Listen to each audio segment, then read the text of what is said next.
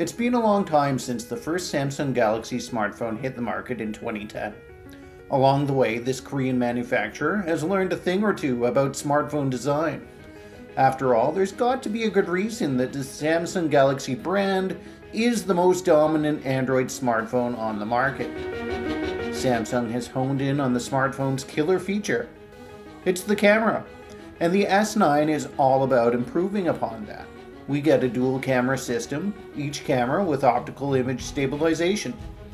Both deliver 12 megapixel photos, and one is a wide-angle lens, and the other is a telephoto lens. As many smartphone camera aficionados know by now, having two cameras allows you to emulate a bokeh effect, which is great for portraits. Samsung is introducing a different aperture option for its cameras. The user can switch between f-stop 2.4 and f-stop 1.5. This gives the photographer a bit more control over the depth of field and light in the photo, or you can just rely on your camera to automatically make the best decision.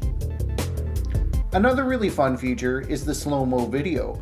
At 960 frames per second capture, you can actually really slow down the action. I mean, just 1 second in the real world will equal 32 seconds played back at a normal frame rate here. There's some minor differences between the camera setups on the S9 and S9 Plus, but I won't quibble over them. The user experience remains pretty much the same. Samsung is also meeting the trend of using face mapping to allow the user to animate their own emojis. Instead of animating a barred animal like Apple did with the iPhone X, this little emoji person sort of looks like you. I sort of suspect these weird emoji avatars will be a fad, but they are pretty fun to play with for now. Other than that, the Samsung Galaxy S9 is a lot like last year's model. Of course, there's a new and faster processor in the Qualcomm Snapdragon 845, the fingerprint sensor was moved around on the back, and AI assistant Bixby has a few new tricks up its sleeve.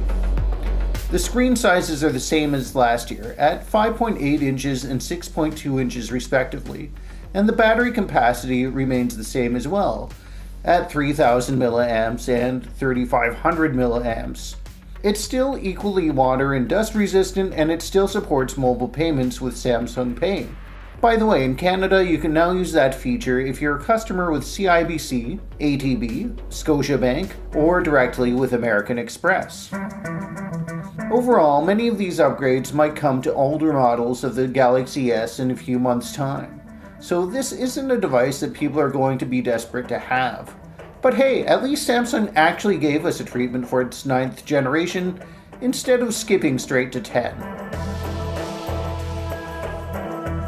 In Canada, the Samsung Galaxy S9 starts at $960 and the S9 Plus is $1,100. You can pre-order them now, and they ship March 16th. Stay tuned to our YouTube channel for more from Mobile World Congress in Barcelona. For IT World Canada, I'm Brian Jackson.